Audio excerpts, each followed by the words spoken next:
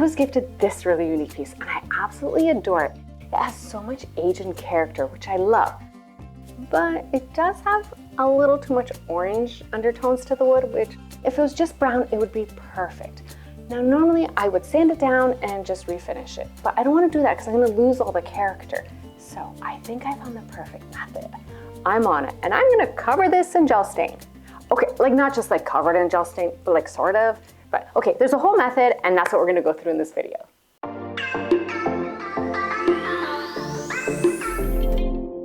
The steps are simple. Prep, sand a little, stain, and then top coat. I'll go into more detail of each step as I'm doing it. I've got my coveralls on, so I'm ready for step one, prep. I want to remove any dust, dirt, grease or oil, or furniture wax or polish that has built up on this piece. I mix water and methyl hydrate at a 1:1 ratio for cleaning. In Canada, we call this methyl hydrate. In the States, it's denatured alcohol, and I have no clue what the rest of the world calls it. But it's inexpensive, and I bought it at Home Depot, but I've also seen it at Canadian Tire. It did a fantastic job of cleaning up. When I say I'm removing furniture wax and polish, I don't mean the top coat or the varnish. I'm removing cleaning or buffing polish like Pledge or Murphy's Oil Soap. The top coat stays, it's just really clean now. Prep is all done, and it took off a bit more than I was expecting. So step two, scuff sanding. Use 120 to 220 grit sandpaper. Don't make scratches with the sandpaper because the stain won't cover that up. I feel like this process is making the original top coat fuzzy instead of smooth and glossy. It gets covered with this fine dust. I think that's the top coat losing its sheen. I'm not really sure, but that's what I think it is. But that's what we want, a less smooth surface for the gel stain to have somewhere to stick to. I took my time and lightly sanded every nook and cranny. The pressure I used was like the same force as when I rub my hands together when I'm cold. Not really hard, but not like feather-like either. Vacuum the dust and wipe it away completely. I used my 50-50 methyl hydrate mix again to do this. This is so smooth and it just feels so clean. I didn't expect that, but yeah. So prep is done and we get to move on to step three, which is probably like the best step. It's adding the stain. So I'm using Old Masters gel stain in dark walnut. I mean, you can't even read most of that because it's been used so much. So I just have to apply that now. Like, ooh, this is going much quicker and much smoother than I expected. So let's hope that stays. But yeah, it's looking really nice and smooth and clean. Like all of it just feels so nice. Okay, let's get to work. Gel stain doesn't penetrate the surface. It sits on top like a transparent paint. You can still see the grain underneath. You're not totally covering up the original color. This means you'll get a mix of your stain color and the original stain. Apply the stain with a brush or rag. Wait 2 to 3 minutes. Wipe away as much as you want to get the look you want using rags or towels. I really like the look I was getting using an old face cloth. Wipe off in the same direction as the wood grain. If you take away too much, just reapply. It's really forgiving to work with. Don't apply too thick, that'll just leave a sticky, tacky feel to the finish. Wait 24 hours between coats and 72 hours before top coat. You may need to reapply the stain depending on how much of the original finish you want to see. If you apply too much, mineral spirits can remove it. Wow, this looks so good. Wow is all I have to say. This works way better than I expected. Like, I'm so impressed.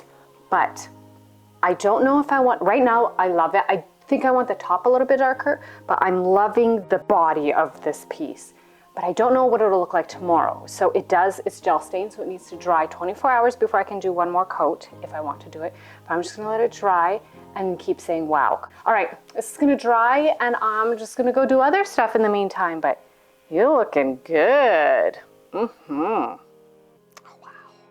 It's been 24 hours and the finish feels great. It's really nice and smooth, but it's not dark enough. It looks much darker on camera than it really is. The color's not really coming out true on camera, but I definitely think it needs one more coat. So that's what I'm going to do today.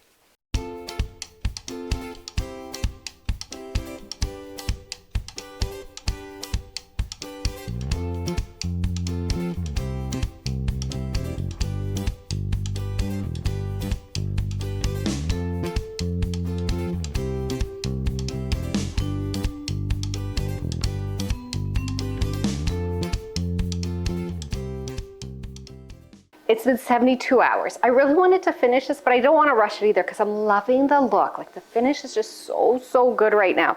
So I waited the full 72 hours and now I'm going to top coat it. I think I'm only going to do like 2 coats on like the vertical surfaces, but this top here for sure I'm going to do 3. But let's get started. Oh, I'm so looking forward to this being done and styling it and seeing how it looks in the room. Oh, it's so good. You can top coat with shellac, varnish, polyurethane, or wax. I went with Saman water-based top coat in a matte finish because it's easy to work with, doesn't stink while I'm indoors, and is quick to clean up. You do have to keep stirring it or you might end up with like white milky spots, but the finish is so nice. Oh, and I didn't need to do any additional sanding. The finish just felt silky smooth. Another nice thing about this finish is that the wait time between coats is only 1 to 2 hours. And it's so pretty. The top coat is dry and the finish is so smooth. The results from this technique blew me away. I didn't have to sand the piece completely, but I still got like such a fresh, new finish, but I still got to keep that like old world rustic look that I really liked about this. All the character is still here. And this piece is ready to be styled.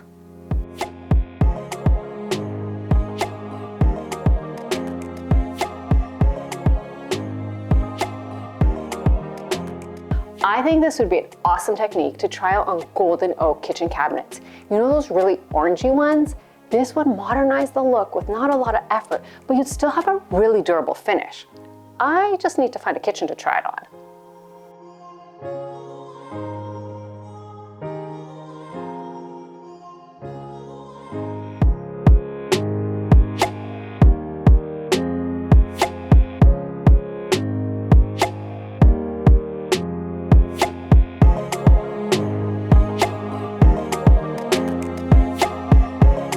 I hope you enjoyed this technique, and if you did, give this video a like and a share.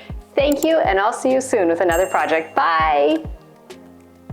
Original, like, oldie worldy, what was it? Rustic, antique. Oh gosh, I was doing so well, and then I forgot my words. I hope, ooh, I almost knocked this over. How about we turn it just a little, so I don't knock it, okay.